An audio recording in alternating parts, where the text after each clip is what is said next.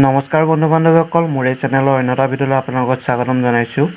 Doctor Himanta Biswa ছাৰে ঘোষণা কৰিলে যে এইবাৰ 50,000 পদৰ বাবে 7% অৰ্থাৎ 7% ৰিজাৰ্ভেশ্যন দিয়া হ'ব বুলি ঘোষণা কৰিলে। বন্ধু বান্ধৱীসকল, দুদিনমানৰ আগতে ডক্টৰ হিমন্ত বিশ্ব ছাৰে ঘোষণা কৰিছে যে যিসমূহ 50,000 পদ মুকলি হ'ব, অৰ্থাৎ বৰ্তমান এপ্লাই হৈ গৈছে, আছাম পুলিচে হওক বা ADRE হওক, যিসমূহ পদৰ বাবে আপোনালোকে এপ্লাই কৰিলে বা আমি এপ্লাই কৰিলোঁ, সেই পদসমূহৰ বাবে 7% ৰিজাৰ্ভেশ্যন দিয়া হ'ব বুলি ডক্টৰ হিমন্ত বিশ্ব ছাৰে দুদিনমানৰ আগতে ঘোষণা কৰিছে। নিশ্চয় গম পাইছে বন্ধু বান্ধৱীসকল, যিটো 7% ৰিজাৰ্ভেশ্যন দিয়া হ'ব, সেই ৰিজাৰ্ভেশ্যনটো সকলোৱে নাপায়।